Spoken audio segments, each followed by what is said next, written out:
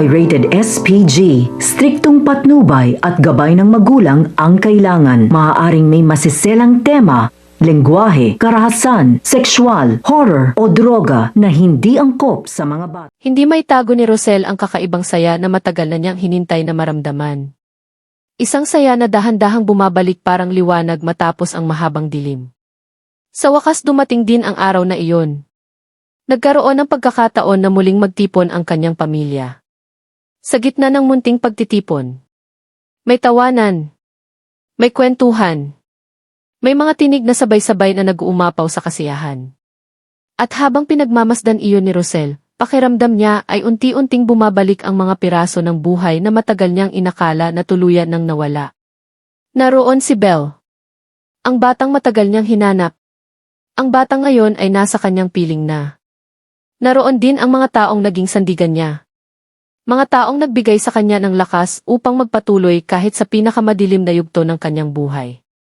Sa gabing iyon, tila nababalutan ng kakaibang liwanag ang buong pamilya ni Rosel. Liwanag ng pagkakaisa. Liwanag ng pag-asa. Ngunit habang ang lahat ay nakangiti, may isang pares ng matang hindi nakikisabay sa saya ng gabi. Sa isang sulok ng lugar kung saan ginaganap ang pagtitipon. Tahimik na nakatayo si Tali. Walang ngiti sa kanyang mukha. Walang saya sa kanyang mga mata.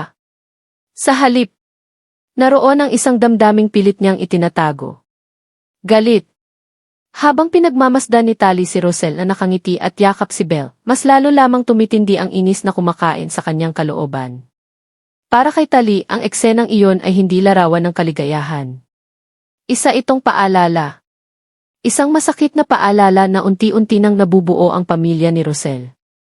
At higit sa lahat, hindi niya matanggap na naroon si Belle.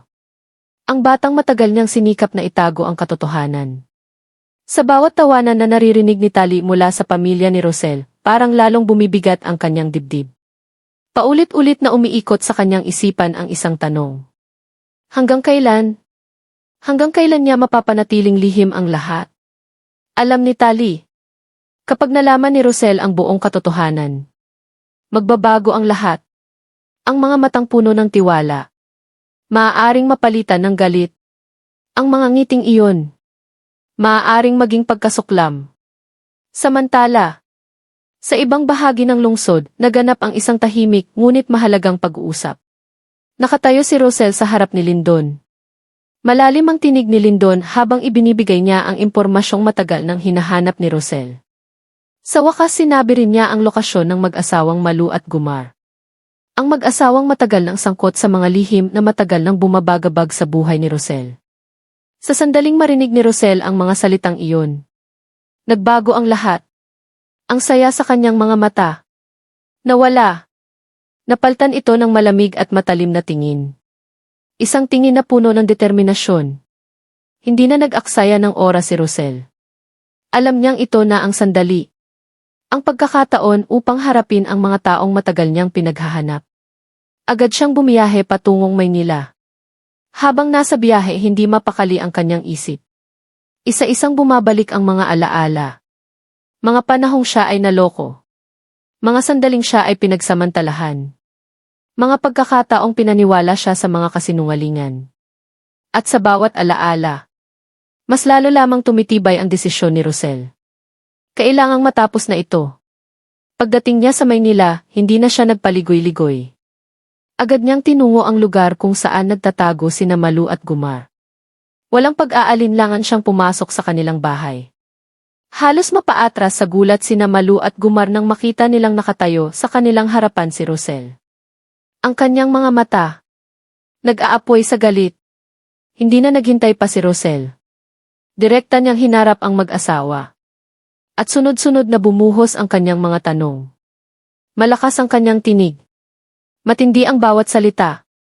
Halos manginig sa takot sina Malu at Gumar habang nakaharap sa nag-aalab na galit ni Rosel. Sa gitna ng matinding tensyon, napilitan silang umamin.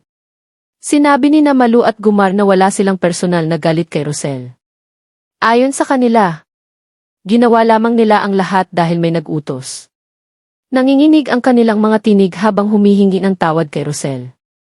Ngunit habang pinakikinggan iyon ni Rosel, lalong nagdilim ang kanyang mukha. Para sa kanya, hindi sapat ang isang simpleng paghingi ng tawad. Hindi matapos ang lahat ng sakit na kanilang naidulot. At doon, nag-ipon ng lakas ng loob si Malu. May isa pa raw katotohanang kailangang malaman ni Rosel. Isang katotohanang mas mabigat pa kaysa sa lahat. Sa mahinang tinig, sinabi ni Malu. Matagal na raw nilang alam ang tungkol kay Belle. Matagal na nilang alam na si Belle ay anak ni Rosel. Ngunit may isang taong matagal nang piniling manahimik. Isang taong sadyang itinago ang katotohanan. At ang taong iyon ay walang iba kundi si Tali. Samantala, sa ibang lugar, walang kaalam-alam si Rosel sa nagaganap na pag-uusap. Magkasama si Tali at ang kanyang anak na si Melia. Tahimik silang nag-uusap tungkol sa pamilya ni Rosel. Ikinuwento ni Tali kay Melia na natagpuan na raw ni Rosel ang kanyang pamilya. At tila unti-unti nang nabubuo ang lahat ng bagay na dati nawala sa kanya. Tahimik na nakikinig si Melia. Sa kanyang isip, umiikot ang isang mapanganib na posibilidad. Ano kaya ang mangyayari kapag nalaman ni Rosel ang buong katotohanan? Sinabi ni Melia kay Tali. Mabuti na lamang daw at hindi pa nabubunyag kay Rosel na matagal nang alam ni Tali ang tungkol sa tunay na pagkatao ni Belle. Sa sandaling iyon, parang nanigas si Tali. Isang malamig na takot ang gumapang sa kanyang likod. Sa mahina ngunit seryosong tinig, sinabi ni Tali. Sana raw. Huwag na huwag malaman ni Rosel na may alam siya. Na alam niya kung sino talaga si Belle. At kung sino ang tunay nitong mga magulang. Habang nag-uusap ang mag-ina, hindi nila alam. Unti-unti nang nagbubukas ang mga lihim. Hindi rin alam ni Natalie at Mila na papalapit na ang sandaling mabubunyag ang lahat. Samantala, matapos ang pag-uusap nila Malu at Gumar, ibinunyag ni Malu kay Rosel ang lahat ng nalalaman niya. Ang bawat salitang lumalabas sa bibig ni Malu.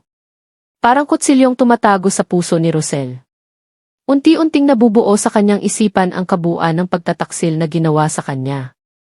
At nang hindi na niya kayang pigilan ang galit, nagpasya si Rosel. Kailangan niyang harapin ang lahat. Agad niyang pinuntahan sina Natalie at Milan. Pagdating niya, walang babala. Direkta niyang sinumbatan ang dalawa. Kitang-kita ang galit sa kanyang mga mata habang tinatanong sila tungkol sa lihim ni Belle. Hindi kinaya ni Milan ang paraan ng pakikipag-usap ni Rosel. Sa galit at pride, sinugod niya si Rosel. Ngunit hindi nagpatalo si Rosel. Sa isang mabilis na galaw, gumanti siya. At sa isang iglap, napabagsak si Milan. Sa gulo ng pangyayari, nadamay pa si Tali na nasa malapit. Pareho silang napadpad sa putikan. Isang eksenang lalong nagpasiklab sa tensyon ng lahat ng naroroon. Ngunit hindi pa doon nagtatapos ang galit ni Rosel. Hindi rin niya pinalampas si Bea. Nang makita ni Bea ang nagangalit na mukha ni Rosel, agad siyang lumuhod. Nanginginig ang kanyang tinig habang nagmamakaawa. Huwag daw siyang saktan. Ngunit sa puso ni Rosel, naghahalo ang galit at sakit na matagal niyang kinimkim. Sa isang malamig na utos, ipinahawak niya si Bea sa kanyang mga tauhan. Pinipigilan nila si Bea habang ito'y sumisigaw at nagmamakaawa.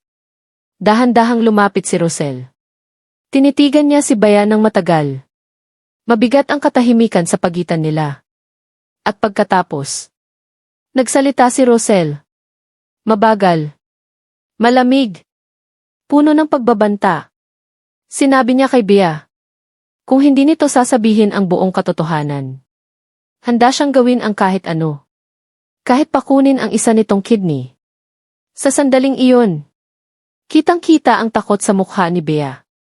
Ang dating matitigas na taong kumalaban kay Rosel. Biglang nanghina. At habang nakatayo si Rosel sa gitna ng kaguluhan, ang kanyang mga mata ay nagpapakita ng isang bagay na mas nakakatakot pa kaysa galit. Nagmistulang bumigat ang hangin sa paligid matapos ang mga binitawang salita ni Rosel kay Bea. Tahimik ang lahat. Halos walang makagalaw. Ang mga tauhan ni Rosel ay mahigpit na nakahawak kay Bea habang patuloy itong nanginginig sa takot. Ang kaninang matapang na tinig ni Bea ay tuluyan ng nawala. Ang natira na lamang ay isang babaeng takot na takot sa maaaring mangyari sa kanya. Samantala, si Rosel ay nakatayo pa rin sa harap niya, matatag, malamig, at tila hindi na kayang pigilan ang galit na matagal ng kinimkim sa kanyang dibdib. Dahan-dahang yumuko ang ulo ni Bea.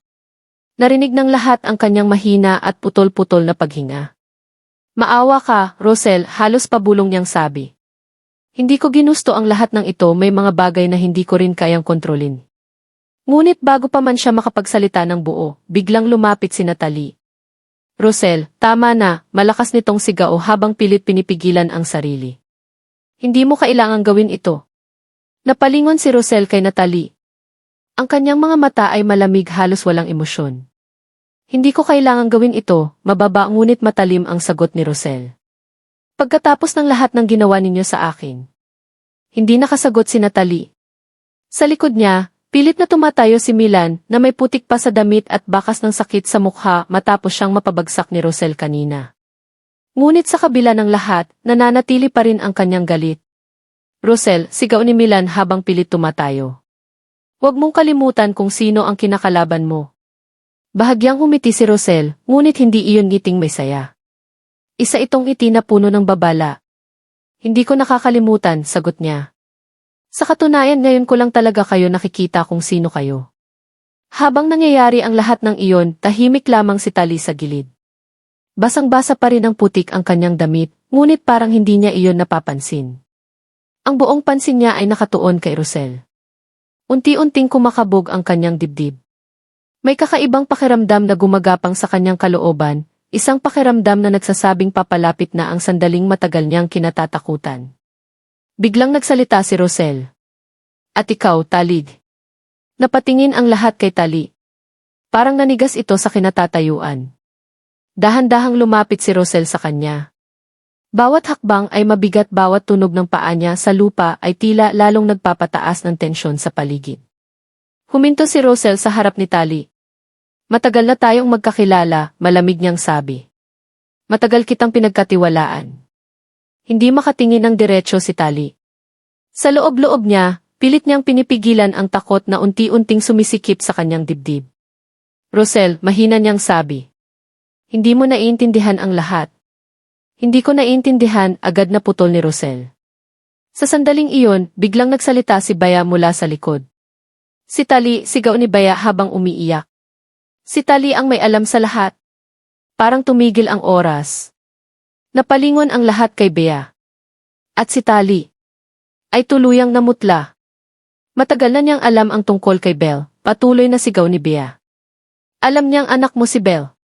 Nang marinig iyon, parang sumabog ang katahimikan. Unti-unting bumaling ang tingin ni Rosel kay Tali. Hindi siya agad nagsalita. Tinitigan lamang niya ito. Mahaba, mabigat at puno ng hindi maipaliwanag na emosyon. Sabihin mo sa akin na hindi totoo iyon, dahan-dahang sabi ni Rosel. Hindi sumagot si Tali. Ang kanyang mga kamay ay nanginginig. Sabihin mo, mas malakas na ulit ni Rosel. Ngunit nanatiling tahimik si Tali. At sa katahimikang iyon, unti-unting nabasag ang huling piraso ng pagtitiwala sa puso ni Rosel. Napapikit si Rosel sandali. Pagmulat niya ng mga mata, iba na ang kanyang tingin. Mas malamig. Mas matalim. Gaano katagal, tanong niya. Hindi pa rin makapagsalita si Tali. Sa wakas ay napaupo ito sa lupa, parang nawala ng lakas. Matagal na, halos pabulong niyang sabi. At iyon na ang kumpirmasyon. Sa sandaling iyon, parang gumuho ang mundo ni Rosel. Hindi dahil sa galit lamang, kundi dahil sa sakit ng pagtataksil. Ang taong pinagkatiwalaan niya, ang taong akala niya ay kakampi niya, ay siya palang nagtago ng pinakamahalagang katotohanan sa kanyang buhay. Tahimik na tumalikod si Rosel.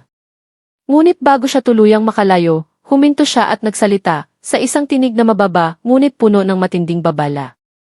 Simula ngayon wala na kayong maitatago sa akin. Dahan-dahan siyang lumingon muli. At kung may isa pang kasinungalingan na lalabas, bahagyang nagdilim ang kanyang mukha. Hindi na ako magdadalawang isip na wasakin ang lahat. Sa sandaling iyon, malinaw sa lahat ng naroroon. Ang laban na ito ay hindi pa tapos. Sa katunayan, doon pa lamang talaga nagsisimula ang tunay na bagyo sa buhay ni Rosel.